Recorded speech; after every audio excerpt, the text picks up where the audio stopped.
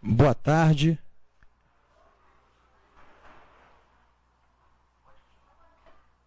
Não é que ele pediu, pô. Ah, sim. Entra. Senta aí, senta aí. Senta aí. Pode, pode. Pode. Podem entrar, podem entrar. Isso. Boa tarde.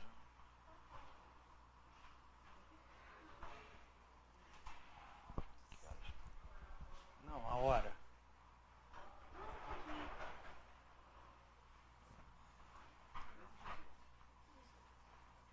Ah, já? Quase 11h30. Vamos. Boa tarde aos presentes, as pessoas presentes e as pessoas virtuais nos assistindo pela transmissão da Casa Rui Barbosa. Hoje nós temos a gravação do depoimento de Brigitte Blair, uma das principais empreendedoras teatrais do nosso país e que vai contar a sua trajetória para que ela fique gravada aqui na Casa de Rui Barbosa, onde costumamos fazer isso com as principais personalidades da cultura brasileira. Então nós temos agora a presença, a honrosa presença, a prestigiosa presença de Brigitte Blair, que deve ficar o mais à vontade possível e contar a sua trajetória. Tá? Muito obrigado pela sua presença e fique à vontade para a sua exposição. Obrigada a você por essa oportunidade, a Casa Rui Barbosa, para fazer o meu depoimento do início da minha carreira, em 1960, quando eu cheguei no Rio de Janeiro, e até a data de hoje. Espero contar aqui minha história, embora seja muito longa, mas vou tentar. É difícil a gente lembrar de tudo, né? Mas é importante ficar registrado nesse momento o meu depoimento. Eu cheguei no Rio de Janeiro em 1960, eu sou de Araguari, Minas Gerais, sempre achei que um dia eu poderia chegar no teatro, sempre gostaria de ser uma atriz. Mas não tinha conhecimento, não tinha contato, não tinha nada. E cheguei no Rio de Janeiro em 1960 e comecei a procurar trabalho. Encontrei um trabalho que tinha uma casa de show no Posto 6, em Copacabana, que se chamava Boate Pigalle. E eles contratavam as pessoas, modelos, para fazer no artístico e para posar, fazer no artístico, e os espetáculos eram assim despidos. Aí, para mim, o que importava é eu entrar no meio, não interessava o que eu ia fazer. Comecei a fazer, cheguei, fui aceita, fiz o teste, fui aceita e comecei a fazer o espetáculo da Boate Pigalle. Isso foi muito pouco tempo, demorei ali uns 2 meses só. O empresário de teatro estava me assistindo e estava montando uma peça no Teatro Recreio, na Praça Tiradentes, o Fernando Dávila, um produtor de teatro de revista. Ele me convidou para ir ao teatro, que estavam preparando para fazer a peça e estava escolhendo elenco. Aí eu fui fazer a peça, fazer o teste e passei. No Teatro Recreio, a peça chamava Te Futuco, Não Futuca, aonde tinha um grande elenco, Grande Otelo, Augusto César Vanucci. Era uma peça de revista do Teatro Recreio. Então, comecei fazendo, tinha uma cena, um baile, que eu ficava sentada em cima de um barril. Ficava nuazinha ali em cima do barril para fazer a figuração da peça, do quadro. Eu ficava sentada ali, passava o baile e eu sentada ali. Aí então eu fui vendo, fui vendo aquilo e tal, eu ficava sentada ali. Foi quando nessa mesma época, dessa peça, que chamava Te Futuco, Não Futuca, uma produção do Fernando Dávila. Foi quando eu conheci, nesse mesmo elenco, eu conheci o Augusto César Vanucci. Aí começamos a namorar, foi o meu primeiro marido, que é o Augusto César Vanucci, que ele já era um ator, já era diretor, já era cantor, ele já era tudo no teatro. Aí ele pediu para o produtor me tirar de cima daquele barril, me dar uma oportunidade, que talvez que ele fosse me ensinar e tudo. E ele me dirigia os quadros e tal, eu saí dali, saí daquele quadro e fui para outros quadros. Aí comecei a aparecer como vedete no meio deles. E o Augusto César, tudo que eu sei em teatro hoje em dia e que eu aprendi foi com ele, porque foi meu primeiro marido. Depois desse espetáculo no Teatro Recreio, terminou essa temporada, aí veio o Walter Pinto, que era dono do teatro, eles estavam montando um espetáculo que chamava O Diabo Quer a Carregue Lá para Casa. Era um elenco maravilhoso também, com a Iris Bruce como estrela, trabalhava o Grande Otelo, então ele me convidou para trabalhar nessa peça, O Diabo Quer a Carregue Lá para Casa. Eu trabalhei nessa peça do Walter Pinto, foi logo em seguida, logo que terminou a temporada, o Walter Pinto acabou com o teatro. O teatro já estava no final do teatro de revista. Foi quando eu fui para o Teatro Rival, que o Teatro de Rival apresentava espetáculos de revista. Eu fui para o Teatro Rival com o Gomes Leal, que era um produtor de teatro de revista. Aí comecei a trabalhar como vedete, comecei a trabalhar como atriz. Foi quando o empresário Gomes Leal resolveu me colocar como estrela nessa peça.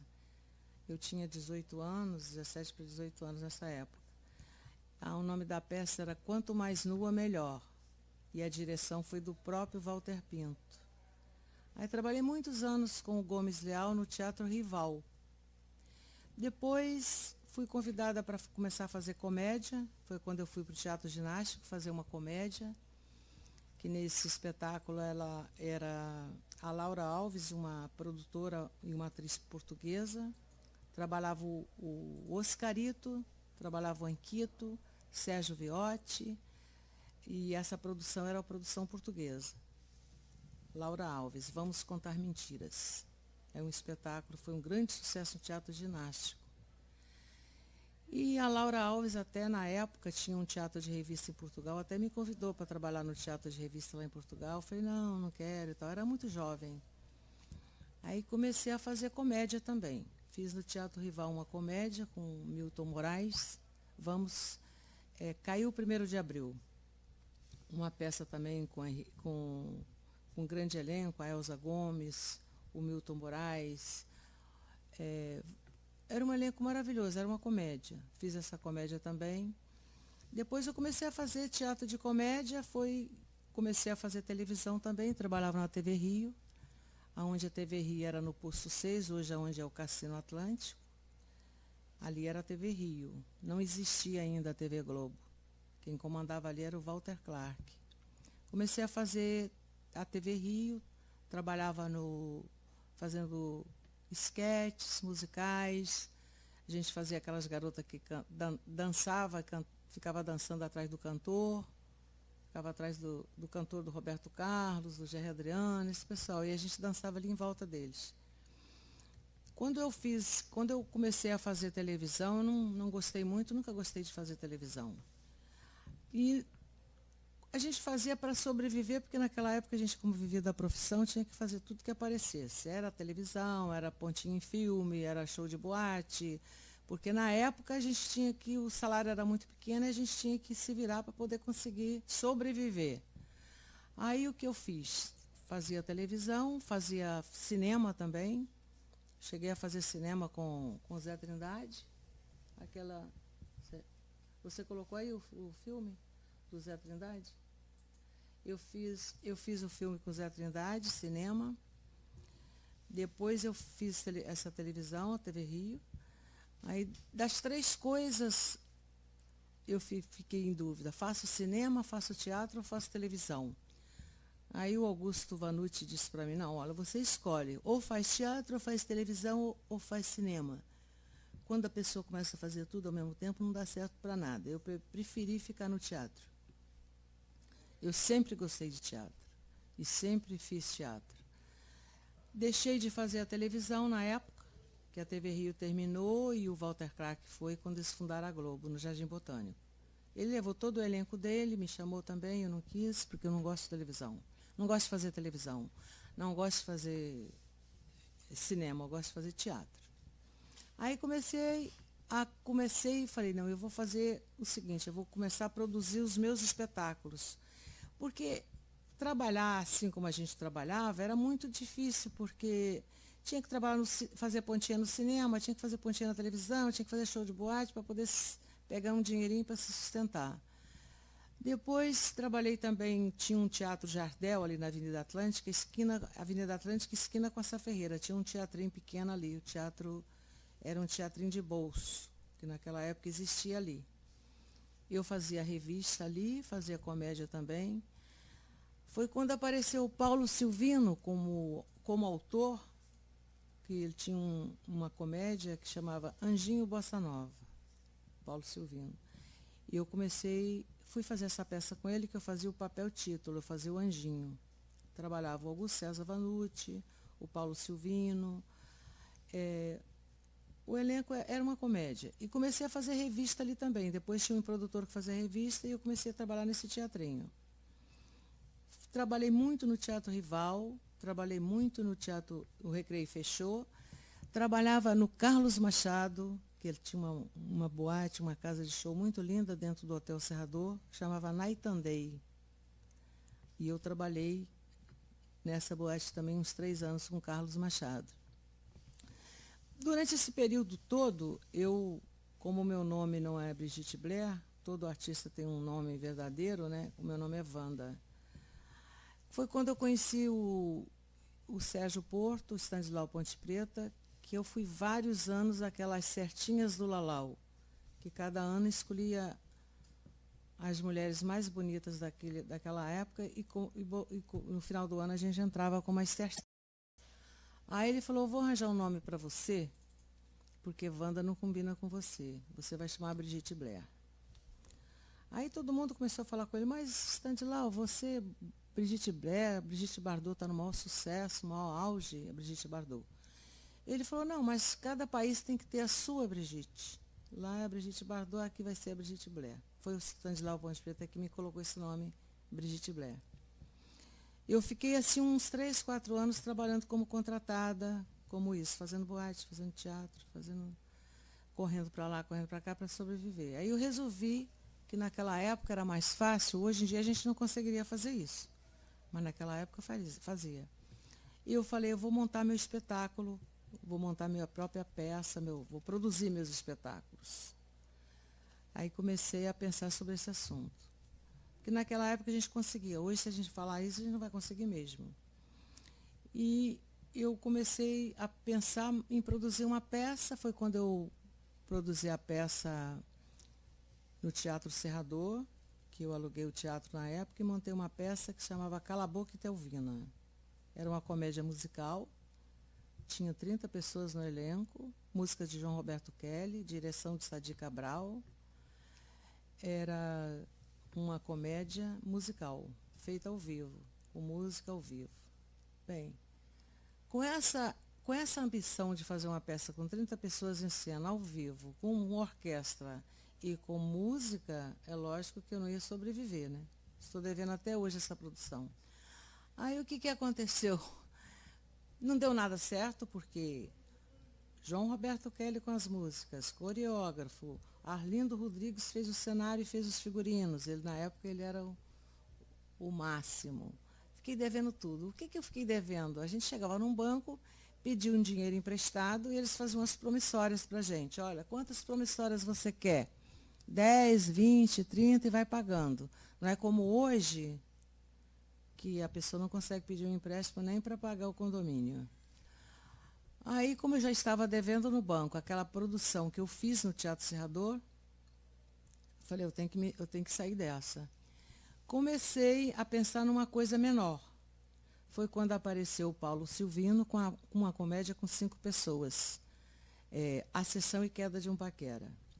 Era eu, Jorge Dória, a Henriqueta Brieba, o Paulo Silvino, a Rosemary Sucker e outro elenco, não me esqueço o nome do ator. Uma comédia com 5 pessoas. Uma comédia barata, que era só só tinha assim roupa de rua, o cenário era uma sala de um apartamento, a gente pediu tudo emprestado, pedia a cadeira a um, pedia a mesa o outro, a outra você traz sua roupa, você traz seu sapato. Aí fizemos a comédia. Essa comédia foi o maior sucesso assim, no Teatro Serrador. Com esse dinheiro dessa comédia, que era só 5 pessoas, eu comecei a pagar minhas dívidas do Cala-Boca e Telvina. Venceu o meu contrato no Teatro Serrador, que hoje até quero agradecer imensamente o Francisco Serrador, que já faleceu, mas que ele confiou em mim na época em me alugar o teatro dele. O Teatro Serrador era um teatro assim de nível, só entrava de terno e gravata, era um teatro bem complicado. Mas ele teve confiança, eu gosto de ver gente jovem querer vencer na vida, me lembro que ele falou isso. Me alugou o teatro. Meu contrato venceu, não pôde continuar comigo lá, porque tinha outra peça para entrar, e a Sessão em Queda de um Paquera estava o maior sucesso. Eu, Paulo Silvino e o Jorge Dória. Aí eu fui para Copacabana para ver se encontrava uma pauta num teatro de Copacabana. Aí cheguei no teatro que hoje tem o meu nome, Teatro Brigitte Blair, na Rua Miguel Lemos, e esse teatro chamava Teatro Miguel Lemos. Aí o dono do teatro, o produtor lá, disse para mim, olha, eu não tenho horário para você, mas eu tenho um horário alternativo. Se você quiser tentar, eu tenho um horário de 11h30, que eu estou com um espetáculo de grande nível, o Tartufo, às 9 horas, com grande elenco. Se você quiser tentar a sua comédia às 11h30, tudo bem, eu alugo para você. Aí eu aceitei, 11h30. Não tinha nem horário nesse teatro, não existia isso, horário alternativo. Aí eu falei, 11h30, tá bom, a gente vai colocar a comédia. Comecei a trabalhar às 11h30 da noite. Aí eu inventei, falei, bem, eu não tenho dinheiro para botar um anúncio na primeira página. Não tenho um dinheiro para botar um anúncio na Globo. Não tenho dinheiro para fazer comercial. Eu tenho que inventar alguma história. Aí eu inventei o negócio do folheto, dos folhetinhos, que eles chamam hoje de Filipeta. Hoje eles chamam de Filipeta. Aí eu inventei a Filipeta, tinha o nome da peça, o horário do teatro, e eu andava do posto 6 ao Leme, de um lado na calçada, e voltava no outro lado da outra calçada. Depois ia da Atlântica de um lado e depois ia do outro. Todo dia eu ia do posto 6 ao Leme, a pé, distribuindo Filipeta e conversando sobre o assunto, que aquilo era o teatro e que eu estava fazendo a peça. Aí começou, o teatro era novo, o teatro tinha 1 ano só que ele existia, ninguém conhecia o teatro, porque ele fica num beco, era um teatro novo, ninguém aparecia por lá, e eu filipetando. Eu inventei a Filipeta. E estou com a Filipeta. Conversava com a pessoa, entregava a Filipeta, conversava com a pessoa e tal, e fui. Todo dia eu fazia isso. Dinheiro mesmo eu não tinha nenhum, não tinha nada. Então, começou o público a aparecer naquela comédia. Começou a fazer fila, e todo dia enchia aquilo, o teatro ficava cheio. E eu com a Filipeta na rua. E tinha um espetáculo de nome do Tartufo, que era às 9 horas da noite. Tinha um público de 9, 15 pessoas, e quando chegava 11h30 o teatro lotava, com a comédia, que não devia, era uma comédia boba, mas que o pessoal ria muito. Aí então eu comecei a ficar 11h30 nesse horário. Depois de uns 2 ou 3 meses lotando o teatro, o dono me chamou e disse, olha, se você quiser me arrendar o teatro, eu te arrendo o teatro. Você fica com o teatro para você fazer seus espetáculos. Isso o Teatro Miguel Lemos. Aí eu comecei, falei, eu aceito, imagina, eu sem um centavo imaginando aceitar arrendar o teatro. Arrendar um teatro é pagar o aluguel, pagar água, pagar luz, pagar telefone, pagar empregado, pagar artistas. Aceitei e comecei, ele saiu, me entregou o teatro e eu comecei a trabalhar no Teatro Miguel Lemos, que é onde hoje eu sou a proprietária. Então eu comecei a fazer peças que eu falei, não, vou voltar a fazer o meu gênero de teatro, que o meu gênero não é comédia, o meu gênero é mais teatro de revista. Eu entendo de teatro de revista, fui criada na revista, sei fazer revista. Aí comecei a montar revista. Montava o teatro de revista, no horário nobre, que é 9 horas. À meia-noite eu montava show de transformista, que era o Le Boys. E durante sábado e domingo à tarde, eu fazia a produção de teatro infantil. Fazia um infantil às 4, fazia um às 5, fazia um às 6, fazia um às 7. Às 9 entrava meu espetáculo, à meia-noite entrava outro show. E assim comecei a crescer rapidamente. Depois de uns 10 meses, eu fiz o contrato de arrendamento de 1 ano. Eu fiz um contrato de arrendamento de 1 ano, onde eu dei um depósito na época, e dei um depósito e pagava 5 mil reais, não sei se 5 mil reais naquela época, não sei qual era a moeda, que pagava como se fosse hoje 5 mil reais por mês ao dono, quem me arrendou o teatro. Aí, um dia eu estava ensaiando a peça, eu trabalhava de 9 da manhã às 2 da manhã naquele teatro, não saía dali para nada. Ficava ali, ficava o tempo todo, de segunda a domingo ficava ali, de 9 da manhã às 2 da tarde, trabalhando. Aí chegou um oficial de justiça e disse para mim, olha, você tem 24 horas para sair, porque o teatro vai ser... Esse teatro estava na justiça e ele vai ser entregue agora para o dono, porque já vinha anos já que vem com essa ação e você vai ter que sair, isso em 24 horas. Eu falei, mas eu tenho um contrato, eu dei um depósito, eu pago 5 mil todo mês, eu estou com tudo aqui em dia, com o contrato, com o pagamento, com tudo, eu não posso sair. Eu estou com mais de 20 pessoas no elenco, a gente está ensaiando, nós vivemos disso, não posso sair daqui. Não, mas o que me arrendou o teatro não era proprietário do teatro. Ele era um arrendatário, mas eu não entendia. Ele me arrendou uma coisa que ele tinha arrendado. Aí, então, o que aconteceu? Ele ficou devendo os aluguéis e eles despejaram ele. E eu fui despejada. Aí, fui despejada, ele não era o dono, eu não sabia que ele não era o dono. Aí, fui para a justiça, cheguei lá, falei com o juiz, olha, o meu caso é esse. Estou com o contrato aqui, não posso sair, porque eu estou com 20 pessoas no elenco e tenho que continuar trabalhando, porque a gente vive disso. E eu estou com tudo pago aqui, tudo direitinho. A senhora conhece o proprietário? Eu falei, não conheço. O proprietário para mim é esse que assinou aqui o contrato. Não, eu vou dar o telefone para a senhora falar com o advogado dele. Aí eu falei com o proprietário do teatro, o verdadeiro, e contei para ele a minha história. Falei, a minha história é essa. Consegui um empréstimo, dei o depósito, pago 5 mil por mês, meu elenco está todo vivendo disso, a gente não pode sair de lá. Ele falou assim, ele reconheceu, ficou até muito triste com a história, não sabia que eu não sabia que o homem era dono. Aí ele falou, olha, vou fazer o seguinte, vou fazer um contrato com você de mais 1 ano. Vou fazer um contrato com você de mais 1 ano, você me paga esses 5 mil que você estava pagando para ele aqui comigo todo mês, eu vou fazer uma experiência com você de 1 ano. Fez um contrato comigo de 1 ano. Aí eu voltei para o teatro, o pessoal está ensaiando. Falei, vocês não saem daí, não vão sair daqui. Aí continuei, pagava 5 mil reais o proprietário, o dono verdadeiro. Quando chegou uns 10 meses já de contrato, eu ia lá, pagava direitinho. Ficava sem comida, mas ia lá e pagava o aluguel. A gente não tinha não tinha o que comer. Comia pão com mortandela e tomava um copo de café. Mas fazia teatro. A gente era tudo assim, apaixonado pelo teatro, era teatro. E eu acho que tudo na vida, quando a gente tem vontade e propõe, a gente consegue. Eu tiro por mim, porque eu era uma garota praticamente. Eu tinha o quê? 18, 19 anos. E eu propus que eu ia ser produtora, propus que ia fazer, e sem 1 centavo, e fiz, e estou aqui até hoje.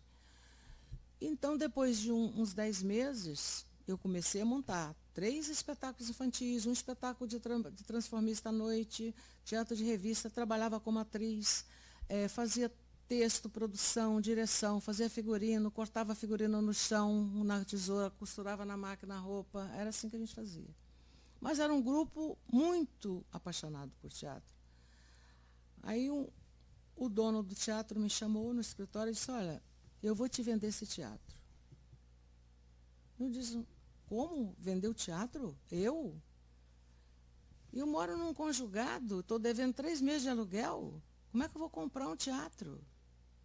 Isso é uma loucura, né? Isso, mas você está 10 meses pagando 5 mil reais de aluguel. Lógico, ele não sabia como é que eu pagava aquilo, sem um centavo, e isso não fazia mais nada a você pagar aquele aluguel. Ele falou, não, eu vou te vender esse teatro em 4 meses, em 4 anos. Você vai pagando como puder. Porque teatro só pode ser de gente de teatro.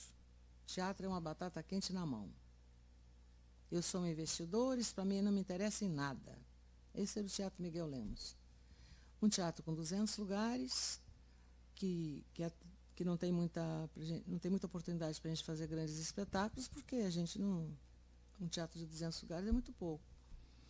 Eu vou te vender esse teatro, você tem 4 anos para pagar. Aí eu comecei, aí eu trabalhava mais ainda, né, lógico. Aí, em vez de ficar lá de 9 às 2 horas, quase que eu falei, não, hoje eu não vou nem pagar esse conjugado, vou ficar morando aqui mesmo, num camarim desse, porque aí eu vou economizar. E fazendo espetáculos. Aí eu fazia todo tipo de espetáculo. Eu fazia comédia, eu fazia tragédia, eu fazia show de música. Nessa época, eu tive um tempo que eu só fiz espetáculo de música, que era... Não me lembro assim a data de quando eu fiz o espetáculo de música. Foi quando apareceu a Maria Bethânia. Tem a Maria Bethânia. Fazia show. Maria Bethânia estava começando também. Fiz show, esse tipo de show. Aí fiquei nessa linha de show 1 ano e pouco. Maria Bethânia, Marlene, Zequete, Sargentelli. Sargentelli fazia aqueles espetáculos de samba dele, aquelas coisas dele. Ele tinha mania de fazer, quando o festival de cantores, ele pegava os cantores que foram desclassificados, que não foi classificado, e fazia o show Os Desclassificados. Aí o Sargentelli fazia o show dele, fiz um show, a Bethânia começou ali, depois a Bethânia conseguiu tanto público que não cabia ali dentro do teatro, o teatrinho que era pequenininho, aí a Bethânia foi nessa época para o Teatro da Praia, que era 500 lugares. E fiquei ali batalhando, fazia todo tipo de coisa para ver se conseguia pagar a prestação do teatro. Foi quando o Aerto Perligeiro, que fazia um programa Almoço com as Estrelas, sempre me convidava e sempre me promovendo, dizendo o meu trabalho. E ela trabalha assim, ela faz assim, trabalha no palco, trabalha fora do palco. Eu faço tudo, fazia tudo. Eu fazia figurino, eu fazia roupa, fazia faxina, eu fazia bilheteria, eu fazia porta, puxava a cortina, eu botava o móvel dentro de cena, tirava, inventei história, disse, não, nós não temos dinheiro para pagar contra a regra, para poder tirar e botar a cadeira em cena. A gente mesmo vai entrar com a cadeira e a gente mesmo vai sair com a cadeira. Então, são coisas que eu fui criando por falta de dinheiro e que hoje em dia eles usam isso aí tranquilamente. Porque naquela época a gente podia pedir um dinheiro emprestado no banco e o banco emprestava o dinheiro. Você vai pagar 10, 20 promissórios. A gente ia pagando e ia pegando outro empréstimo. Ia pagando e ia pegando outro empréstimo. Aí o Aerto Perligeiro, que fazia esse show do espetáculo da TV Tupi, Almoço com as Estrelas, e ele disse para mim, olha, Brigitte, está na hora de você trocar o nome do teatro. O Teatro Miguel Lemos não tem nada a ver com nada. Você trabalha ali... Eu vou te dar um conselho e vai ser a partir de agora. Vamos trocar esse nome. Em vez de ser Teatro Miguel Lemos, vai ser Teatro Brigitte Blair a partir de agora. Vai lá, vamos trocar o letreiro, vamos trocar essa fachada, vai ser Teatro Brigitte Blair. Bom, aí o teatro passou a ser Teatro Brigitte Blair. E eu pagando as promissórias direitinho.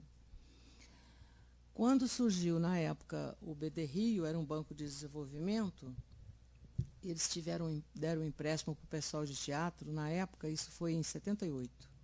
Em 78, com o governador Faria Lima. O governador do Rio de Janeiro era o Faria Lima. Eles fizeram o Banco BDRI, que era do Estado, eles fizeram lá um projeto para emprestar dinheiro para as pessoas que gostariam de comprar um teatro ou que gostariam de fazer uma reforma no teatro. Eu já tinha comprado para pagar em 4 anos.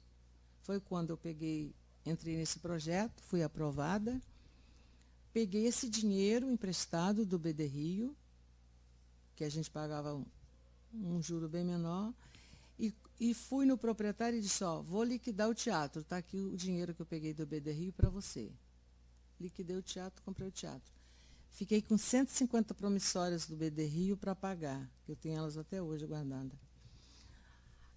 Mas eu liquidei o teatro, foi quando surgiu o Teatro Vanucci, no Shopping da Gávea, o Teatro dos Quatros, do Sérgio Brito, tudo foi com esse projeto do Faria Lima, em 78. Aí surgiu esse projeto do governo, o Sérgio Brito fez o Teatro dos Quatro, o Augusto César Vanucci comprou o teatro dele, que eu sempre falava para ele, olha, você tem que... Mas nessa época eu já não vivia mais com ele, não, vivi com ele só no início da minha carreira. Mas eu fui muito amiga dele durante o tempo todo. Você tem que comprar um teatro, porque hoje você é um sucesso na TV Globo, mas a televisão é assim, a hora que você é um bom diretor, você conhece bem aquilo, que ele comandava aquilo muito bem, porque ele vinha de teatro, a gente aprende tudo no teatro. Mas o dia que eles encontrarem lá um diretor que grita mais alto do que vocês, vão te botar na rua e vai botar o cara no seu lugar. Então é melhor você cuidar do seu futuro, que é melhor. Ah, não, mas como é que eu vou fazer essa dívida? Eu digo, não, isso aqui vai ser um projeto que você vai comprar o teatro. O Teatro Augusto César Vanucci, que é o Teatro Vanucci hoje do Shopping da Gávea. Ele comprou esse teatro. O Sérgio Brito comprou o Teatro dos Quatro. E o teatro, lá tem o Teatro Clara Nunes, o Teatro das Artes, tudo nesse projeto do Faria Lima, em 78. E ficamos pagando, paguei 150 promissórias, mas uma prestaçãozinha barata. Terminamos de pagar, eles quitaram o nosso imóvel e foi assim. Foi assim que eu comprei o Teatro Brigitte Blair em Copacabana. E quando foi em 1980, e comecei, não parei um dia, trabalho. Trabalhava dia e noite como atriz, como produtora, como diretora, como autora, como costureira, como figurinista, como faxineira, como contra-regra, faço luz, faço som, puxo a cortina, boto tudo eu faço, porque ninguém tinha dinheiro.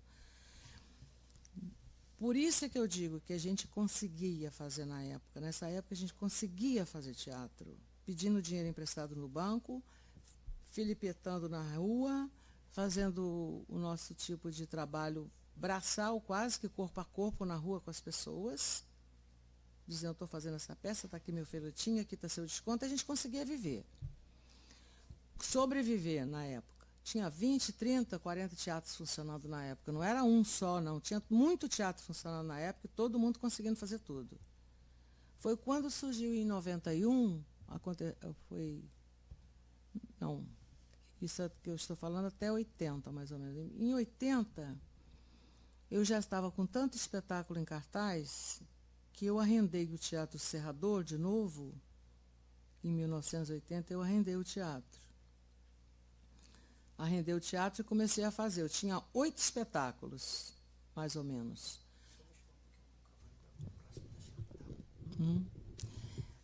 Eu tinha 8 espetáculos assim, por exemplo. 4 espetáculos em Copacabana e 4 espetáculos no centro, no Teatro Serrador, na Rua Senador Dantas 13. Então, eu tinha um carro velho, ficava para lá, para cá, para lá, para cá, para lá, para cá, para lá, para cá. Eu tinha um som só. Aí eu levava o som para lá, fazia o espetáculo, voltava com o som para Copacabana, fazia o espetáculo, voltava com o som para lá. Quer dizer, isso tudo a gente fazia com o maior sacrifício e conseguia. Aí eu fiquei no Teatro Serrador. Foi quando o Francisco Serrador faleceu, eles botaram o teatro à venda. Botaram o Teatro Serrador à venda.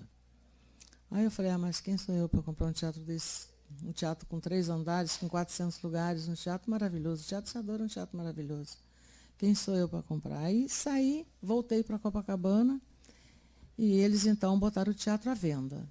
Aí várias pessoas se candidataram para comprar o teatro. Aí uma firma francesa chegou e comprou o teatro para fazer um laboratório de remédio, uma firma francesa riquíssima. Mas quando foi transformar o teatro no negócio da farmácia lá, não conseguiu, porque teatro não pode ser transformado em nada. Tem uma lei que diz que para fechar um teatro tem que abrir outro. E não pode transformar teatro em outra coisa. Aí a firma francesa vendeu o teatro para o Ari de Carvalho, que era o dono da Última Hora, o Ari de Carvalho. Aí o Ari de Carvalho quis fazer a Rádio Nacional. Eu vou fazer a Rádio Nacional. Não conseguiu também transformar o teatro na Rádio Nacional.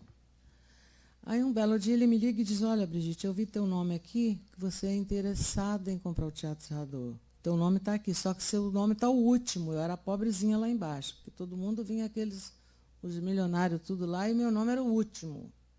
Por isso que eu digo, as coisas quando tem que acontecer, acontecem.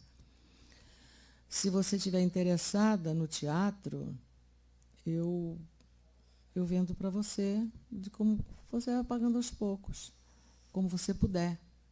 Como você conhece bem o meio, você está trabalhando já há muitos anos nisso. Aí eu falei, tá bom, vou ficar com o teatro. O teatro tinha ficado fechado, tinha uns 3 anos que o teatro estava fechado, e ali embaixo, agora hoje não tem o Santander, mas ali no lugar do Santander era o Banco Real. E o Banco Real fez uma obra lá na loja deles e botou o entulho todo para dentro do Teatro Serrador, que o Teatro Serrador estava fechado, abandonado, e eles pegaram o entulho e botaram lá dentro. Botaram o entulho lá em cima do palco. Aí eu, com o meu elenco, sempre que trabalha comigo, ou infantil, ou adulto, não interessa, são apaixonados pelo teatro. Falei, gente, como é que a gente vai fazer com esse entulho aqui dentro? Aí pegamos, tiramos o entulho. Vamos tirar o entulho. Cada um carregava as vasilhas de entulho. Limpamos o teatro, fizemos a faxina no teatro e começamos a fazer espetáculo no Teatro Serrador. E eu comprei o teatro também em 4 anos. Eu tinha 4 anos para pagar o Teatro Serrador. Aí comecei a trabalhar, montei umas 4 peças no Teatro Serrador, tinha umas 4 no Teatro Serrador, umas 4 em Copacabana. Aí em 2 anos eu paguei o Serrador. Meu caso era pagar, eu não queria ficar devendo nada para poder conseguir dormir. Em 2 anos eu paguei o Teatro Serrador. E comecei a trabalhar no Teatro Serrador. Direto. Aí quando chegou mais ou menos em 90, 91, mais ou menos, o teatro começou a cair numa decadência. Eu me lembro muito bem que a decadência do teatro brasileiro, como infelizmente começou nessa época e até hoje ele não recuperou, o teatro brasileiro não recuperou. Aqui no Rio, não sei em outros lugares, que eu sou do Rio, então não sei outros lugares, mas aqui no Rio foi quando apareceu aquela lei que se chama Lei Rouanet. Essa Lei Rouanet foi em 91 que ela apareceu. A Lei Rouanet foi o governo Collor, não foi isso? O governo Collor, né? A gente tem uma grande lembrança do Collor. Aí o Collor inventou essa Lei Rouanet. Por que eles inventaram essa Lei Rouanet? Porque todo ano o governo federal dava um dinheirinho para os empresários, os produtores, chegava lá no Inacem, a gente pegava lá seus 20, 30 mil todo final de ano, uma ajuda. A gente entrava com um projeto, dizia, estou fazendo isso, eles aprovavam ou não. O que era aprovado ganhava 20, 30 mil para poder continuar. Aí, para poder ficar livre da gente, eles inventaram a Lei Rouanet. Se chama Lei Rouanet. Não esqueça essa lei. O que é essa Lei Rouanet? A pessoa faz um projeto, entra em Brasília, eles aprovam a lei, diz está aprovado. Não é todo mundo que é aprovado, não. Aí a pessoa pega aquele, está aprovado o projeto. Aí você agora vai procurar patrocinador. O que é procurar patrocinador? Para patrocinar o seu espetáculo. Aí começou a inflacionar o teatro, as empresas começaram, a Eletrobras, a Petrobras, tudo que terminar em Brás, e banco não sei o quê, Banco do Brasil, Caixa Econômica, tudo isso que a gente está vendo nessa lama hoje em dia aí, tudo isso participava dessa Lei Rouanet. Essa lama que está toda hoje aí, está nessa lama. Aí o que aconteceu com a Lei Rouanet? As pessoas, olha, eu quero 10 milhões para produzir essa peça. E eu, por exemplo, sou uma pessoa que posso falar porque eu não devo nada e sempre trabalhei com minhas filipetas, sempre trabalhei com o meu próprio suor. Aí começou. A Lei Rouanet, a pessoa chegava numa Petrobras, chegava num banco, numa Shell, no Eletrobras, O cara dizia, você precisa de quanto? 10 milhões para fazer uma peça. Bem, ele gastava ali uns 100, 500, 200 mil, o resto ele comprava apartamento. Tudo bem. Aí o que aconteceu? Inflacionou de uma maneira tal o teatro que a gente ficou impossibilitado de fazer teatro. Por quê? A camareira custava R$ 50 por dia. Aí, depois da Lei Rouanet, ela disse, não, eu quero 300 por dia. O cara que fazia o som era 80, 100 reais o cachê dele. Ele, menos de 1.000, eu não entro aqui nessa cabine. O ator começou a dizer, eu não posso mais trabalhar com essa carteira assinada com salário mínimo. Eu quero aí uns 5 mil por mês. E começou da figurinista até a camareira, o cenógrafo, tudo que se diz de teatro começou a inflacionar de uma maneira tal. O mínimo do teatro, as pessoas alugavam o teatro, você pagava às vezes um mínimo de 300, 400 reais e entrava no teatro para fazer o teu espetáculo. Aí passou, como hoje, um mínimo de teatro de hoje é de 3, 4 mil reais por sessão. Quem vai faturar 3, 4 mil reais vendendo ingresso na bilheteria para pagar um mínimo de um teatro de 4 mil reais por sessão? Isso não existe. Como é que eu vou contratar, trabalhando com 20, 30 atores, eu vou pagar para ele 5 mil reais na carteira dele? Com todos os direitos, fiscal em cima, sindicato em cima, tudo em cima, que tem que pagar e tem que pagar, porque no Brasil a gente só faz pagar imposto, a gente não faz mais nada a não ser pagar imposto. E até hoje. O que aconteceu? Eu falei, olha, isso foi em 91. Eu disse, olha, essa Lei Rouanet, ela veio para acabar com o teatro. Ela veio para acabar com o teatro, ela não veio para subir com o teatro, não, ela veio para acabar com ele. Isso foi na época do Collor, em 91. Bom, não só satisfeito como as pessoas que iam para Brasília para aprovar o seu projeto, era recebido. Era recebido 3 ou 4 ou 5, no máximo. O resto ficava lá fora e dizia, ó, não tem vez. E a gente voltava com o projeto dentro da bolsa. Que ali eram uns 3 ou 4 só que era privilegiado. 10 milhões para a produção tal, 20 milhões para a produção não sei o quê. E eu não sei como eu comecei a observar e disse, vocês vão acabar com o teatro. Porque o teatro, não é todo mundo que está recebendo esse dinheiro para poder fazer isso. Porque se eu recebo 10 milhões para fazer uma produção, lógico que eu vou pagar a camareira 500 reais por dia, vou pagar o sonoplasta 1.000 reais por espetáculo, eu estou com 10 milhões. Mas a gente continua trabalhando como eu estou falando aqui. Deixava de comer para comer um sanduíche para poder juntar o dinheiro para pagar a produção. Eu falei, bem, eu vou ficar na minha e vou ver o que vai acontecer.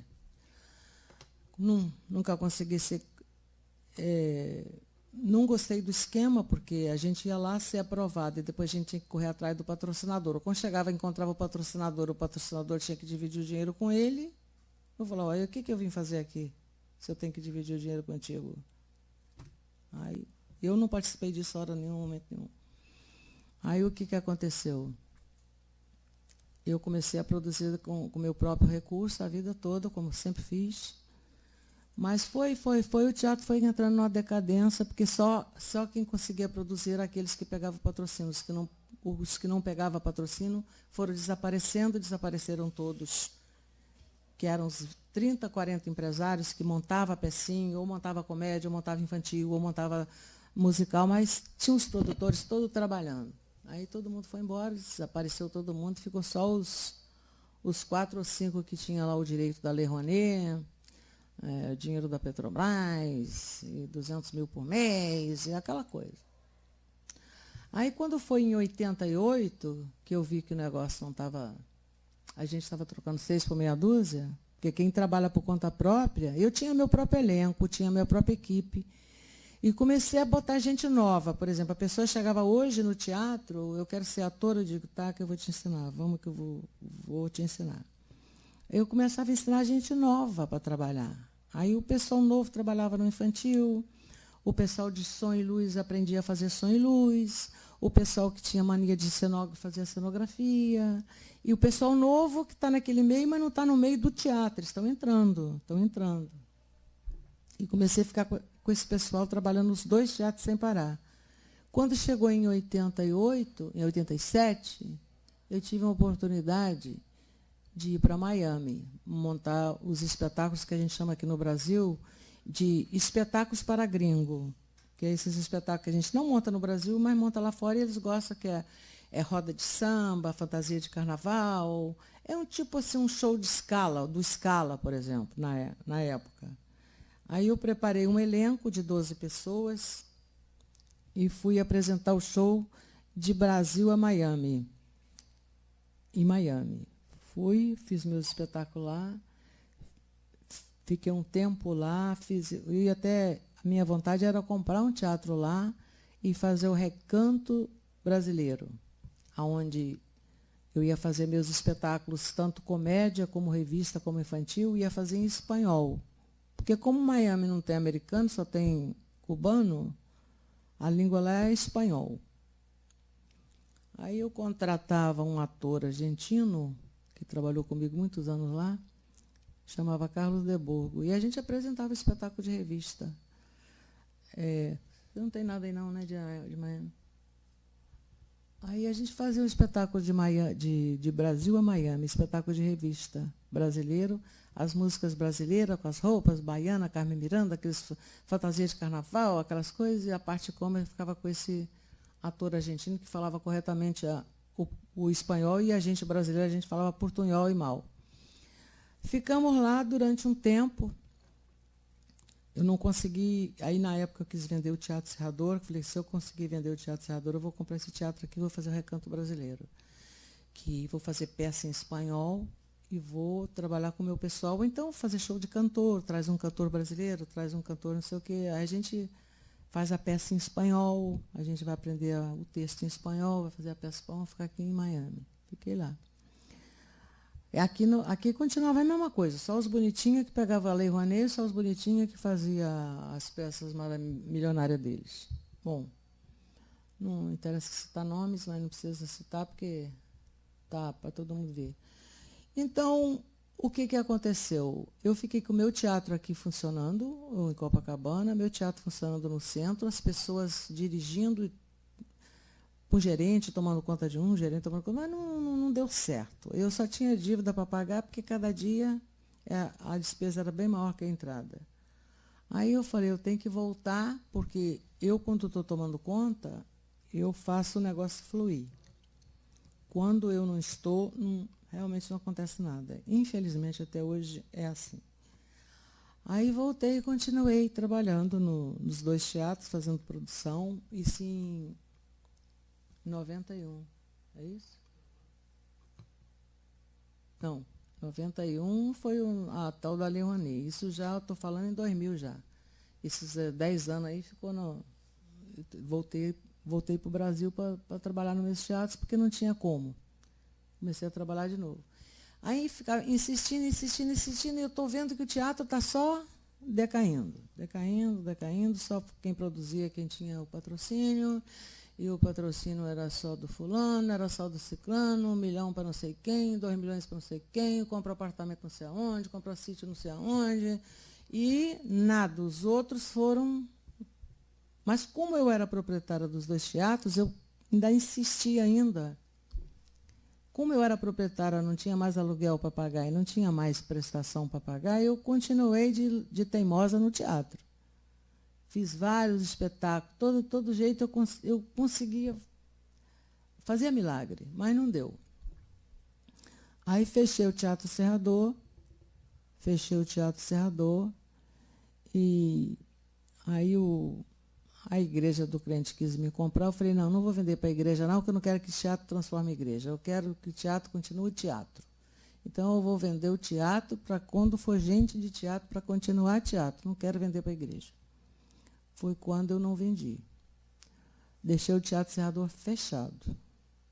Mas, como eu não tinha mais dívida, graças a Deus, Eu fiquei trabalhando só em Copacabana, que o teatro é pequenininho, um teatro de 200 lugares, que você, com um funcionário, você faz tudo. A gente faz luz, faz som, puxa a cortina, vai lá, abre a porta, bota tudo para dentro, vende ingresso, faz faxina. É um teatro com custo operacional muito pouco. O Serrador não, já é um teatro grande, 3 andares, menos de 8 funcionários, ninguém pode abrir aquele teatro. Deixei o teatro fechado uns 3 anos. Mais de 3 anos, uns 4 anos. Aí eu fui falar com o prefeito Eduardo Paes para ele me comprar o teatro, Serrador. Que eu queria vender para eles, para continuar teatro. Aí ele falou, olha, Brigitte, eu não posso comprar nada agora, eu acabei de comprar o Teatro Ipanema, vou arrendar teu teatro, botar teu teatro na rede, e depois, futuramente, eu te compro. Aí me arrendou o teatro, me alugou o Teatro Serrador, fez uma reforma maravilhosa, o teatro está lindíssimo, e eu entreguei o teatro para a prefeitura, e meu Teatro Serrador está na rede da prefeitura alugado. E eu fiquei com Copacabana, só fiquei trabalhando em Copacabana. E depois eu parei de produzir espetáculo da noite, com as comédias, as revistas, os shows, e permaneci só com o meu teatro infantil. Que eu só faço teatro infantil sábado e domingo, porque tem 50 anos que eu faço teatro infantil ali, e eu realmente não tenho coragem de parar, porque a criança que ia ali com 2 anos hoje, ela vai levar o filho. Tem gente que vai levar até o neto já. Então, eu tenho uma estrutura ali, assim, de continuar fazendo teatro infantil, que é uma coisa que eu gosto muito de teatro infantil, e tenho esse trabalho sábado e domingo ali. Não estou fazendo mais espetáculo à noite, porque realmente quem vive por conta própria, quem não tem os patrocinadores, não pode mais continuar fazendo teatro, porque o teatro não tem mais condição de sustentar uma produção e nem você ficar ali, nem que você queira só sobreviver. Eu fiz todo tipo de tentativa. Agora, de uma coisa, eu me magoo de não poder continuar fazendo minhas produções. Mas de uma coisa eu tenho certeza, eu jamais, nunca na minha vida, às 6 horas da manhã, vou sair algemada com a Polícia Federal na minha porta. Isso eu te digo, que nunca vai acontecer. Então, parei de fazer teatro. Sinto muito de ter parado, mas parei dentro da dignidade. Porque fiz de tudo para continuar, mas não tem como. Qualquer produtor hoje que quiser fazer um espetáculo, ele não consegue. Primeiro, que ninguém consegue um empréstimo hoje em dia num banco. Né? Pelo que a gente vê por aí, os empréstimos que a gente pega, nunca mais na vida a gente paga. Segundo, preço das coisas. O preço das coisas está... A inflação, não sei o que estão anunciando aí, que a inflação está defasada, não sei onde. Eu gostaria de saber onde é que esse pessoal encontra essa estatística, que nós estamos numa inflação baixa. Né? Esse pessoal não entra na farmácia, eles não entram no supermercado, eles não entram em lugar nenhum. Vai dizer que nós estamos liquidados, nós não estamos... Eles vieram e acabaram com a gente. Não acabou só com o teatro, não. Acabou com o Brasil inteiro, o Rio de Janeiro acabou, né? Que o Rio de Janeiro acabou. E o que acontece?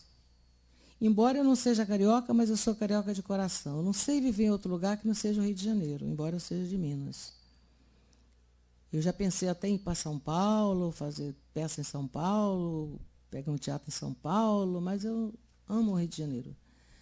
Mas como hoje, na data de hoje, a gente vê o Rio de Janeiro, realmente é muito difícil fazer qualquer coisa no Rio de Janeiro no momento. Aí o que eu estou fazendo? Eu estou sentada esperando para ver se alguma coisa aconteça. Mas na minha idade, eu acho que não vai acontecer nada. Eu acho que vai cada dia piorar mais. Porque hoje em dia a gente está sem o direito até de sair na rua. Eu vou sair na rua hoje, eu não sei se eu volto. Isso é terrível. Porque a gente está sem condição de trabalhar, inclusive. Eu vou sair hoje para ir trabalhar. Eu não sei se eu volto. Ah, e por quê? A bala perdida, não sei o quê. Tudo bem. O que aconteceu? Estou funcionando o Teatro Brigitte Blair em Copacabana, na Rua Miguel Lemos. Estou com o Teatro Serrador alugado. Quando você me contrata, não sei o que vai acontecer. Lógico que eles vão me devolver o dinheiro. vai me devolver o teatro? É óbvio que vai, né? Porque eu fiz um contrato para trás. O que está lá hoje não deve gostar de teatro. Mas vão me devolver o teatro. E eu vou ficar com o teatro aqui, com outro teatro aqui, sem poder trabalhar, porque o Rio de Janeiro faliu. Tem alguma... Não, essa foto foi quando eu comecei, minha primeira foto. Minha primeira foto que eu tirei no teatro. Primeira foto. O que você tem?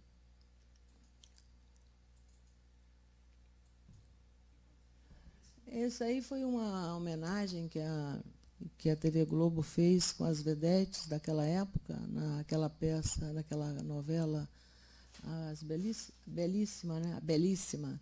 Então, eles convidaram todas as vedetes da época, encontraram viva ainda umas 22 na época. Que agora acho que só tem eu.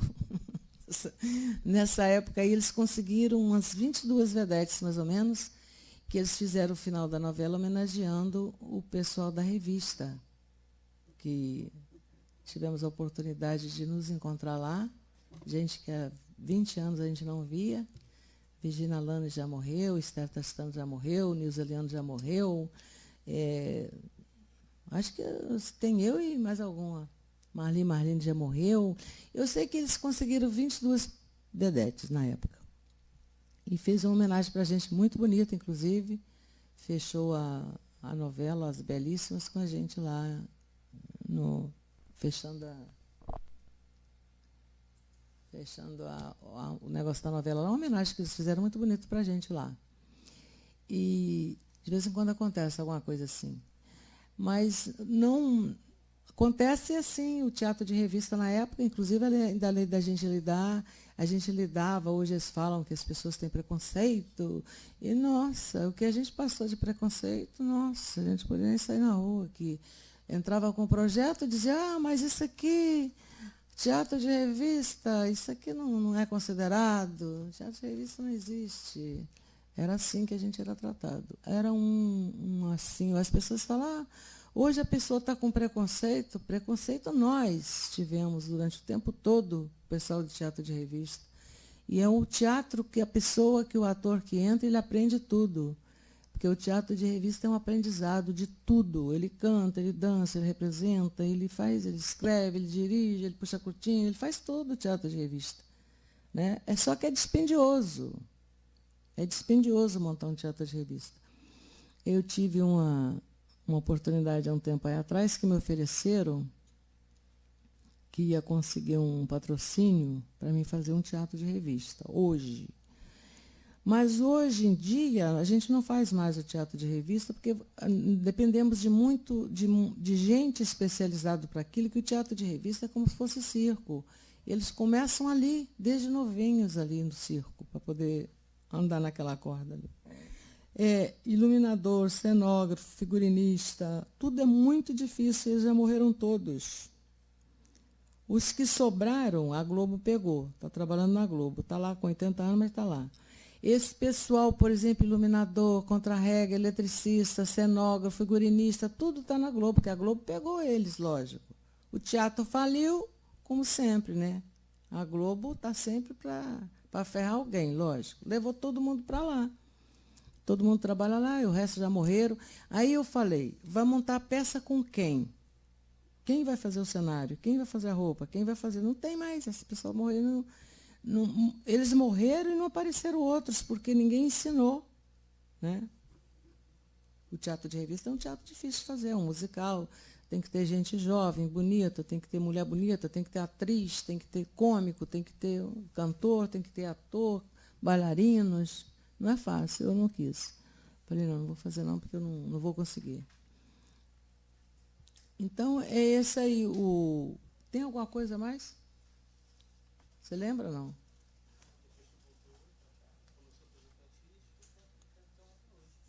Uhum.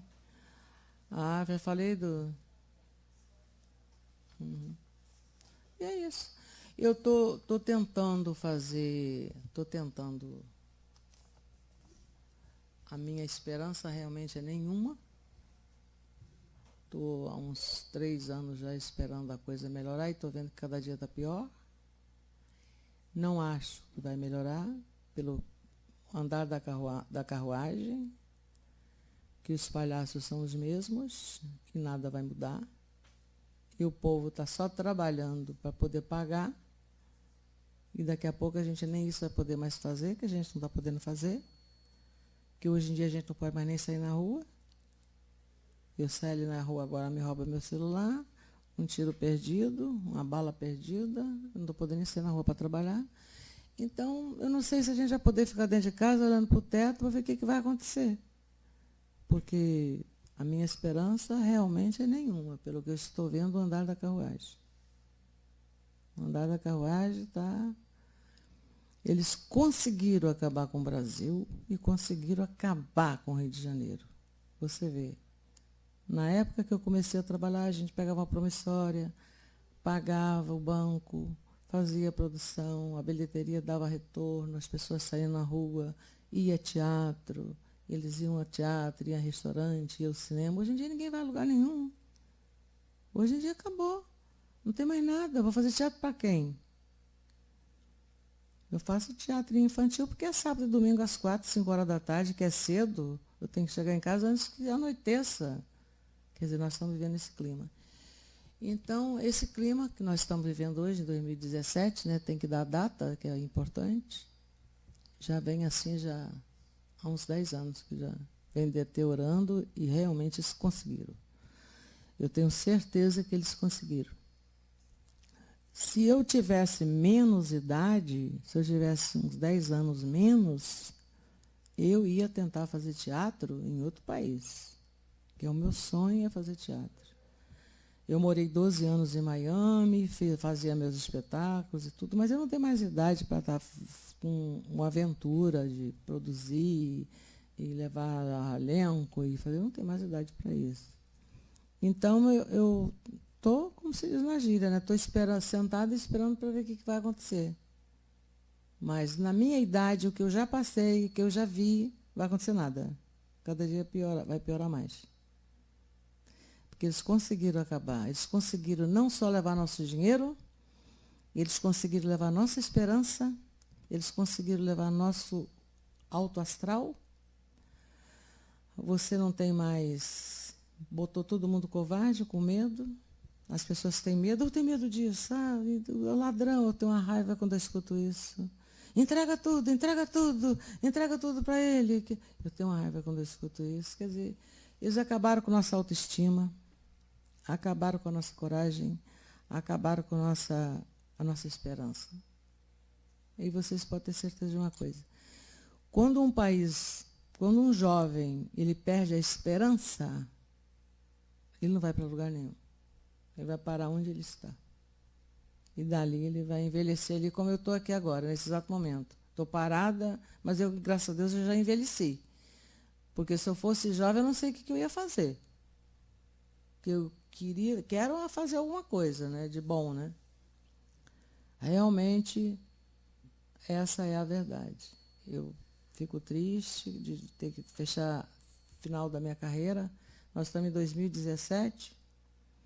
Eu continuei ainda a ser dona de 2 teatros, na esperança que algum dia, nem que seja eu só, não, outras pessoas venham fazer produção. Eu quero que o meu teatro seja teatro. Não quero que o meu teatro se torne igreja, ou forró, ou não sei o quê, eu não quero. Eu quero que seja teatro. Como está lá o Serrador com a prefeitura, fazendo peça todos os dias, reformaram o teatro está lindíssimo. Isso que eu quero. Mas também eu já fiz tudo que tinha que fazer na vida, não vou fazer mais nada, não. É só isso.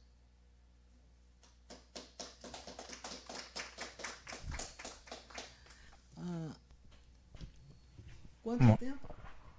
Oi, deu? Quanto tempo? Não deu, falta mais de 1 hora, não tem problema nenhum. Algum de vocês quer fazer uma pergunta para a Brigitte?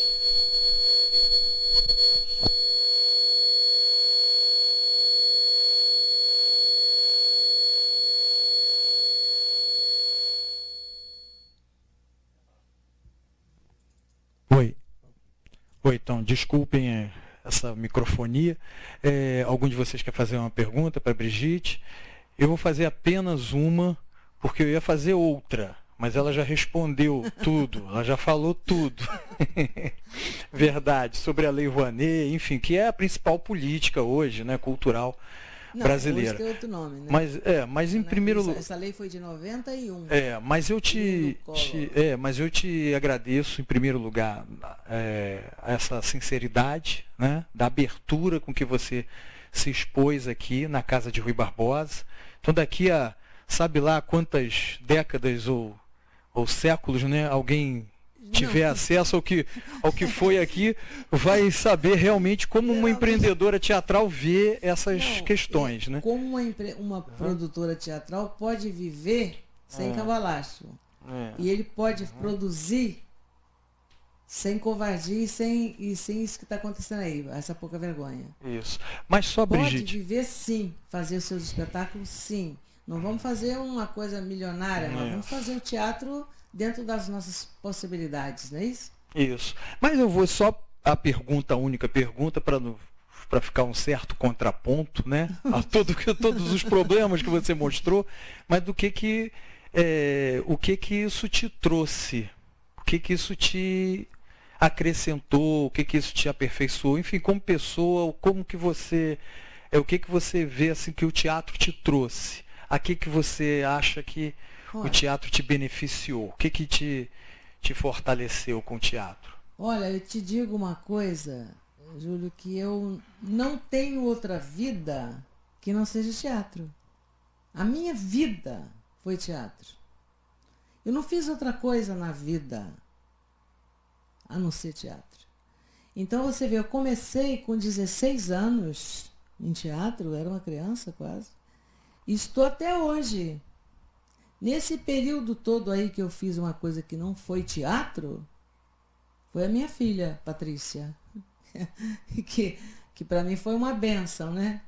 Que nasceu nesse período aí, e eu tenho a minha filha Patrícia, que para mim é muito importante. O resto, eu não tenho vida que eu possa te contar nenhuma aqui que não seja teatro.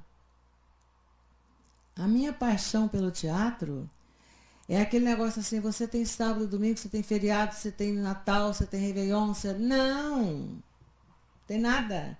Enquanto a pessoa está fazendo um Natal, fazendo aqueles negócios lá, eu nunca nem vi isso, eu nunca nem tomei conhecimento, eu estou fazendo figurino, fazendo bordado, fazendo chapéu, quantas pessoas vão entrar, tem roupa para quantas, vamos lá, está sem luva, vamos arranjar luva, a vida inteira.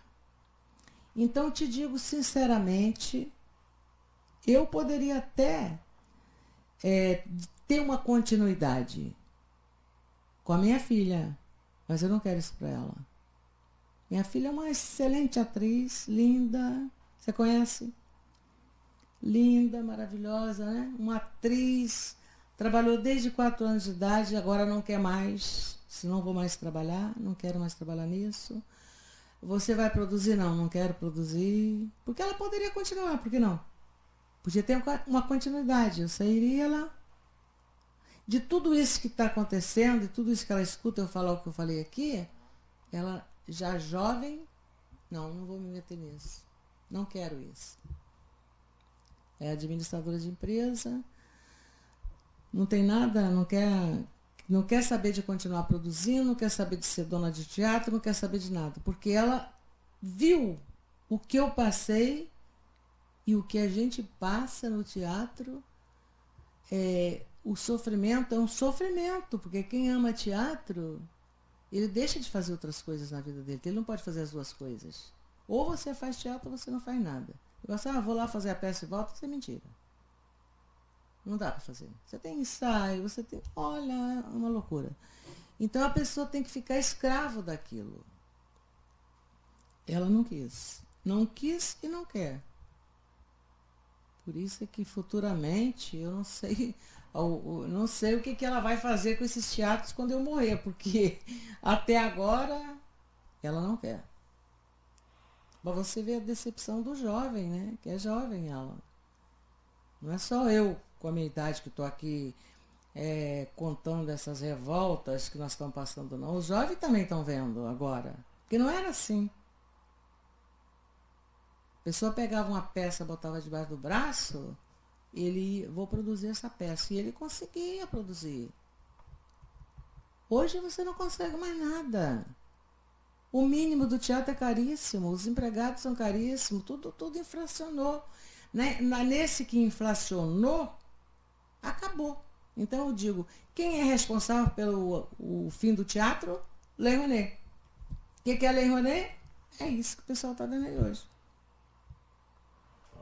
Não é lei para teatro, é lei para enriquecer de outra maneira.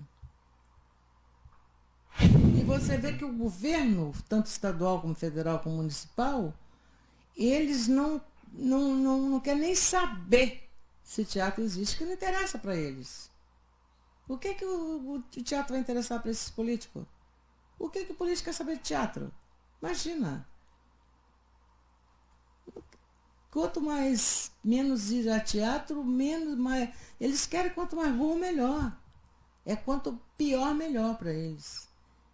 Então eles não querem, eles não dão apoio a teatro. Quando estou apoiando teatro é mentira. Aquilo ali é trambique, aquilo ali é cambalacho. Entendeu? Eles não têm assim um projeto para teatro, vamos ajudar o teatro a ficar aberto, vamos ajudar os jovens a estudar teatro, fazer curso de teatro. Não tem mais professor. As pessoas hoje pagam curso de teatro caríssimo, eles chegam lá no teatro, eles não sabem o que é esquerda e direita. E eles cobram um curso de teatro caríssimo, que é outra... Não sei se os que estão ali ensinando também não aprendeu. Só sei que os atores que estão ali não aprendem nada. Esse chega lá, acabei de fazer isso. Mas e aí, vamos? Sabe que personagem? Não. Entendeu? Então, isso também acabou com o teatro. Porque a gente era um artista nato. Porque a gente não tinha curso de teatro, não tinha faculdade de teatro, não tinha nada naquele tempo. A gente chegava com a cara e a coragem, quer fazer um ensaio comigo? Quer ver se eu consigo? E entrava, e fazia. Hoje, acabaram com o teatro brasileiro. Muito difícil hoje em dia. Eu só vejo esses espetáculos grandes aí, hoje em dia eu fico olhando assim. Se eu assistir um espetáculo, eu sei quanto é que custou aquela produção. Pelo sapato, pela qualidade da roupa, pela peruca, quanto é que custou aquilo ali. Para você ver a ideia, como eu tenho ideia disso. Mas pode-se fazer teatro sem dinheiro, sim. Mas tem que fazer com muito amor e muita dedicação. E eu não quero fazer isso. Tem que dizer, eu quero fazer isso. Agora, lógico, a gente fica anos, né, sobrevivendo. Comendo sanduíche de mortandela, tomando um copo de café no lugar da janta. Mas eu vou fazer teatro, o pano vai abrir comigo, vou fazer teatro. Tem que ter essa força. Mas, infelizmente, eles conseguiram até com essa força, eles acabaram com essa força com as pessoas. As pessoas não têm mais coragem de nada. Olha, entrega tudo, fica assim, entrega tudo, não reaja, entrega a bolsa, entrega o celular, entrega o carro. Ai, eu não posso ouvir isso. Que tristeza que eu tenho, viu? Que tristeza, viu? Eu me lembro da gente jovem, a gente vivia na rua de noite, de dia, ia pra lá, ia pra cá, sabe? Não tinha nada disso. Essa lei mesmo aí do teatro, do BD Rio, que financiou os teatros, deu oportunidade para as pessoas comprarem teatro. Tá certo que a gente pagou. Pagou, mas pagou como pode. Você pode pagar uma promissória de 5 mil por mês? Posso. Então tá, vai lá comprar seu teatro. Você vê o que a gente tinha. Hoje eu não quero nem passar perto deles, para não me comprometer. Enfim, com essas... Opa, então vou fazer uma pergunta. Pode dizer, o seu nome é? Meu nome é Daniel, eu sou estagiário de pesquisa aqui no Centro de Estudos em Direito da Casa Rui. Primeiramente, eu queria muito agradecer por você estar aqui e aproveitando que você falou que hoje trabalha bastante com teatro infantil, né? Você enxerga alguma possibilidade, algum potencial de formação de plateia com as nossas crianças? Porque se a criança começa tendo o hábito de ir ao teatro, né? Pelo menos assim eu espero, né, que ela tenha algum contato com essa arte que hoje em dia vive uma crise muito forte, e toda crise, pelo menos na minha visão, é você jogar luz em um problema que já estava feito há muito tempo, né? E aí a gente pensa nas possibilidades de se reconstruir diante dessa crise. Você enxerga algum potencial de formação de plateia? É uma formação de plateia que a gente chamava, né? Que o teatro infantil, a gente sempre fez teatro infantil nessa ideia, vamos formar a plateia para amanhã, né? Então a gente sempre fazia o teatro infantil com esse objetivo, vamos formar a plateia. Eu, por exemplo, mantenho ainda o meu teatro infantil daquele tempo, para aquele tempo atrás. Como é que se diz? Mantendo aquele padrão de que eu cuido muito disso pessoalmente, inclusive. Pessoalmente eu cuido disso, meu teatro infantil. Eu cuido em detalhes. Eu vou te dar um exemplozinho assim, por exemplo, que eu sou totalmente contra o que estão fazendo por aí de teatro infantil. Eu vou te dar um exemplo, assim você vai analisar o resto. Por exemplo, eu acho que quando o Chapeuzinho Vermelho entra, ele tem que entrar, o Chapeuzinho Vermelho, tem que entrar uma calcinha por baixo, aquela calcinha de criança, de rendinha. Quando ela roda, vê aquela calcinha por baixo de rendinha. Ou então usa uma meiazinha. Ela é uma criança, o Chapeuzinho Vermelho está trabalhando para a criança. O diálogo, por exemplo, o texto, os gestos, dar mau exemplo, e contar uma coisa hoje vai ser muito difícil você fazer uma plateia, porque o que estão fazendo, faz uma apelação, né? Eles começam a colocar peça infantil, por exemplo, o garoto maluquinho, como é que chama aquele espetáculo? O menino maluquinho, aí bota o menino lá pelado, com a bunda de fora. Então, são coisas que eu sou totalmente contra. Porque eu acho que a criança tem que ser, o meu público é de 1 a 6. É muito pequenininho o meu público, é de 1 a 6. E aí, quando eu fazia o espetáculo para criancinha de 1 a 6, depois fazia espetáculo de 6 a 10, que era em outro horário, mais tarde, parei. Por que eu parei? Porque esse de 1 a 6, a gente ainda consegue controlar eles ali. Você consegue controlar ele de 1 a 6. Aí depois de 6, com 7, 8, 9, aí começou aquele público, olha, puxa esse rabo do lobo, dá um chute na bunda do lobo. Aí, essas coisas realmente eu não concordo. Eu acho que o artista tem que ser respeitado, ele no palco ele tem que ser respeitado e ele tem que respeitar o público. Ele não pode chegar, você está na primeira fila, eu vou te dar um chute na cara, tá? Vou te dar minha meia para você cheirar, tá bom? É o que eu vejo. Então, isso que eles estão fazendo hoje no teatro infantil é um desastre. Eles não vão formar plateia nenhuma, a não ser que forme uma plateia de maluco, porque eu não acredito. Eu permaneço ainda, não sei até quando, estou dizendo até quando, hoje aqui, até quando eu vou fazer o teatro infantil, mas eu fui descendo a minha faixa etária. Eu estou hoje de 1 a 6. Porque de 1 a 6 a criança não vai fazer isso. Ela não vai chamar o lobo daquilo, o fulaninha, não sei o quê. Ela não faz isso. Ela é uma criancinha. Aí o que eu faço? Espetáculo para criancinha. Não tem o artista dar o chute na bunda do outro, não tem o ator coçar a orelha, botar o dedo no nariz, ele não tem gíria, né? Não tem gíria nenhuma, não tem uma gíria. eles não dizem que teatro é cultura? Então pronto, teatro é cultura. Você não pode chegar lá e tá um cara lá em cima do palco falando um monte de gíria. Não é que eu tenha nada contra, mas no teatro não pode.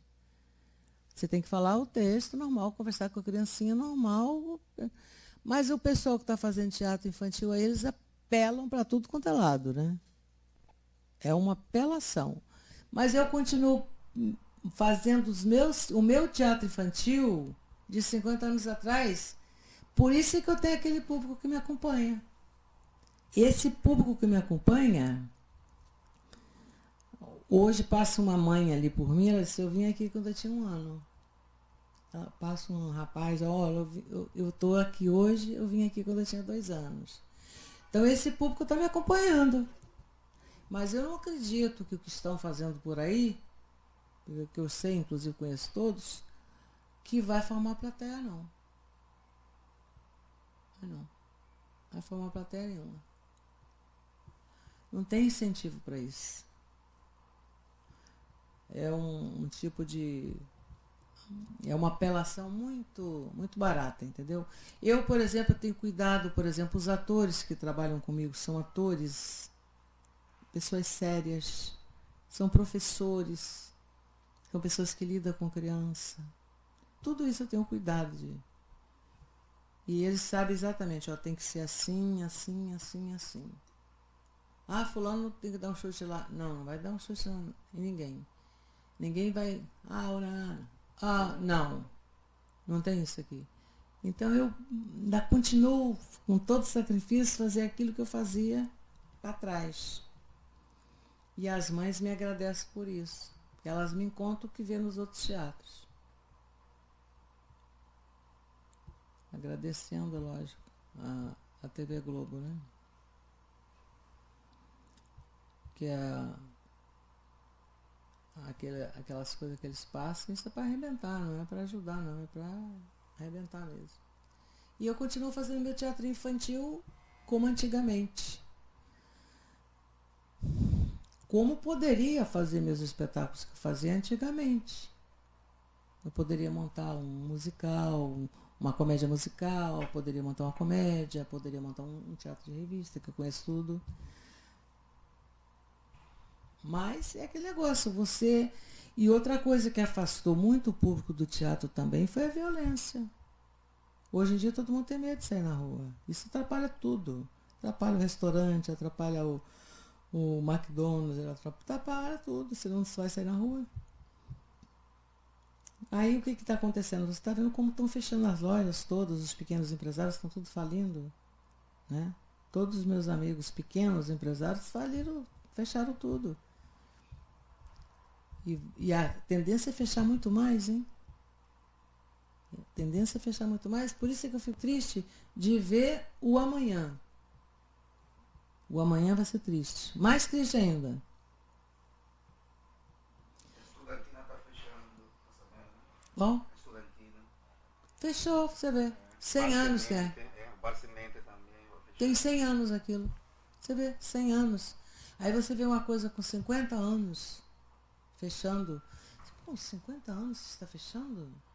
Você vê um restaurante que há 60 anos eu ia nele, chego lá, fechou. Por quê? Não é, o negócio é sério. Porque senão dava um tempo e tal, voltava tudo normal, como antigamente, dava uma caída, depois levantava. Não, essa caída foi geral. Essa caída aí não tem mais volta. Esse é o problema. Esse é o problema triste. Por isso é que eu não faço planos para amanhã. Não faço planos para amanhã. Vou saber o que eu posso fazer hoje. Porque amanhã eu já não sei onde que eu vou estar, ou talvez não possa nem sair no portão, né? Hoje a gente vive dentro das grades e os bandidos andam soltos, né? Mas tudo isso é propositado, viu? Já foi tudo preparado desde que tomaram as armas. Não, toma as armas do povo. Tudo já foi preparado, já não é uma coisa que aconteceu hoje. Já foi tudo preparado. E isso atrapalha muito o comércio, atrapalha o teatro, atrapalha o cinema, os restaurantes, tudo. É a falta de segurança. É uma vergonha, esse Rio de Janeiro é uma vergonha. Nossa, a segurança é uma vergonha. Aí chama o exército, a polícia do local não quer, porque... Bom, isso é uma vergonha. É uma vergonha.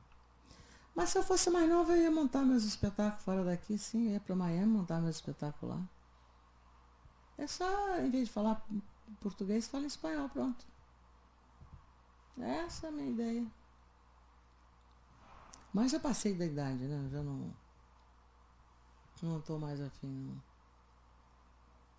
Eu acho que os jovens, como vocês, tinham que cair fora, isso sim. Cair fora mesmo. Ah, vou lá pra fora, vou passear com o cachorro, vou ser babá, vou ser lavar carro, vou. Mas os que estão indo estão se dando bem. Os que estão indo estão se dando bem. Porque aqui, vai ser o que aqui? Ou vai ser político, ou vai ser bandido. Uma das duas coisas tem que escolher. Né? Ou vou ser político, ou vou ser bandido. Se a pessoa não está afim nem de um nem de outro, tem que sair fora. Isso estou falando para os jovens, que os jovens, ele tem a vida dele todinha pela frente, para ele vai desenvolver a vida dele. Não é nesse país. Aqui não tem desenvolvimento nenhum. Pelo contrário, nós honestos que trabalhamos estamos sendo interpretados mal, porque nós é que estamos sendo bandidos. Porque nós estamos presos em casa. Nós estamos presos e os outros estão soltos. Eu, se eu tivesse 10 anos menos, eu não estaria aqui. A minha filha está aqui porque ela é teimosa, porque ela não quer me deixar aqui sozinha. Mas por mim ela vai agora, fora daqui. Agora, hoje. Leva ela lá no aeroporto agora. Mas ela não quer por minha causa. Ah, mas não posso te deixar aqui sozinha. Eu deixaria. Eu deixaria. Eu ia vencer minha vida lá fora. Eles estão indo, estão se dando bem, gente. Eu conheço tanta gente que foi e está se dando bem. Imagina. Quem tem dinheiro já está lá, né? Já não está indo, já está lá. E quem não tem, está indo e está dando certo. Aqui não dá mais não dá mais nada, não. Infelizmente, né? Agora, eu não posso ficar tão triste, porque eu já fiz tudo que tinha que fazer na vida. Eu conheci um país, né? Eu conheci o Brasil, né? Eu cheguei na hora certa, né? Eu cheguei na hora certa. Eu cheguei na hora certa e saí na hora certa. Também tem isso. Cheguei na hora certa e saí na hora certa também. Que eu vi que o negócio estava desenrolando, eu parei. Hoje eu estou só olhando. E aí, terminou, né, Júlio? E com esses olhares de Brigitte Blair, com esses olhares críticos, com essas impressões marcantes, né? Mas, Brigitte, Não, saiba posso que... falar muito, né? Não, mas saiba que todas as suas colocações são muito importantes para se repensar a política cultural nesse país. Não, política cultural. Então, que isso venha a... Serve para isso, Brigitte. Quer dizer, pode servir, não é? Pode servir. Então, a gente já... Vamos fazer uma última pergunta e encerrar, porque agora... Como é seu nome? Na verdade, não é nem uma pergunta, assim, é só uma consideração. Eu estudo biblioteconomia ali na Unirio, na frente do Pão de Açúcar. E lá a gente tem a biblioteca infanto-juvenil e tem algumas contações de história para as crianças que vão com a escola lá. Então, sobre a sua pergunta que fala sobre a plateia, mesmo que não tenha essa mobilização e tal para todo mundo ir no teatro, que, por exemplo, eu me lembro do primeiro teatro que eu fui foi esse ano, na minha vida. Ah, não diga. Então, Olha. estudando na universidade, eu percebi que agora tem um público de 0 a 12 anos, mais ou menos, indo na biblioteca, que o pessoal de artes cênicas faz teatro com as histórias infanto-juvenis para as crianças. Então, é o único jeito que eu vejo teatro hoje em dia. Eu tenho alguns amigos na Barra que fazem artes cênicas, mas é muito raro a gente ver realmente que as pessoas vão e gostam, só querem ir no cinema ou ver filme em casa, sabe? Esse também estirou muito o público de teatro.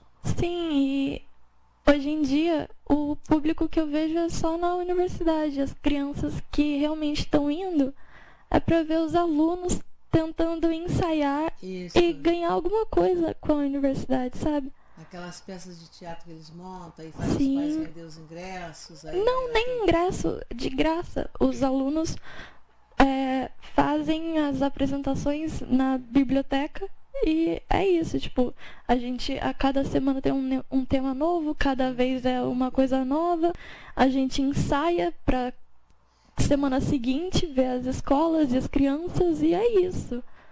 É uma pena, né? Porque realmente a gente está perdendo uma grande oportunidade, né?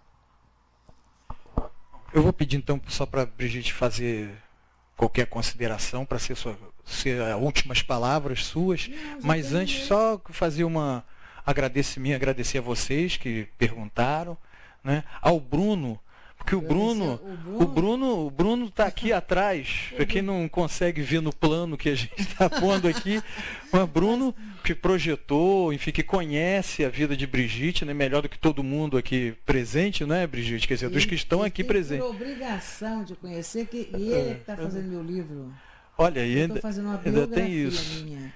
Então, Mas aí, fala disso e vamos encerrar falando desse. Eu estou fazendo um livro, uma biografia, desde que eu comecei em 1960, mas aí entra muito mais detalhes, né? Porque aí vem data, vem nome do elenco, nome da peça, nome de quem trabalhava, porque eu tenho tudo isso anotado, tenho tudo.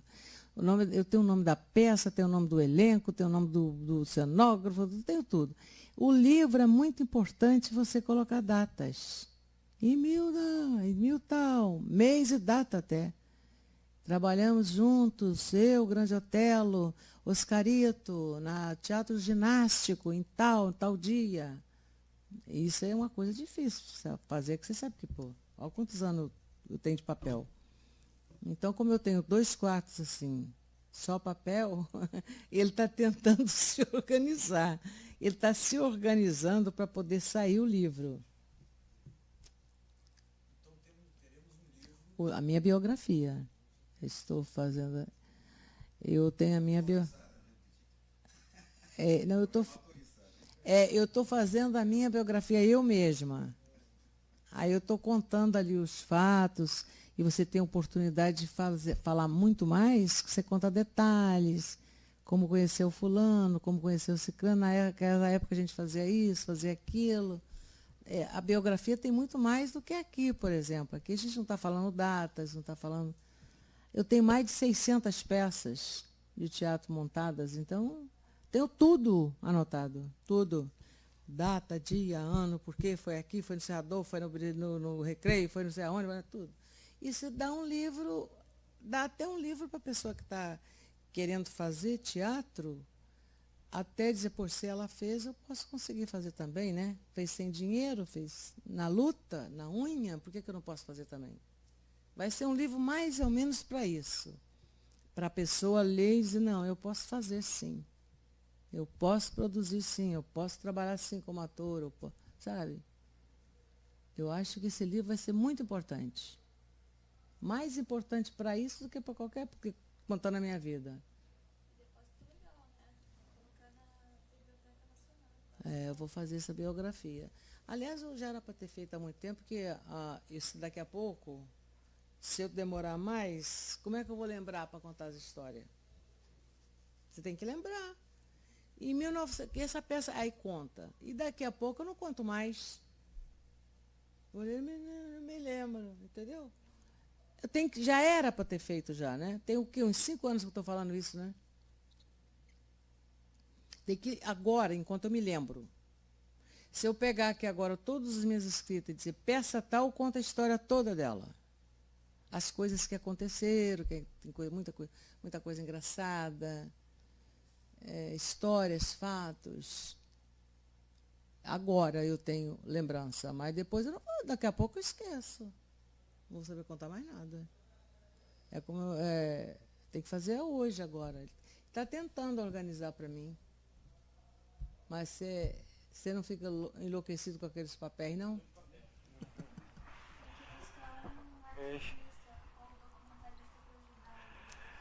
Porque é difícil. Então, com a expectativa da autobiografia de Brigitte Blair, nós agradecemos a sua presença, tá, em nome da Casa de Rui Barbosa. Muito obrigado aos que vieram, tanto os presenciais quanto os virtuais. Né, estou falando para um público bem maior que é virtual. Brigitte Blair, muito obrigado pela sua presença, muito obrigado pelo seu depoimento. Muito obrigado a vocês por essa consideração, esse respeito. Muito obrigado mesmo.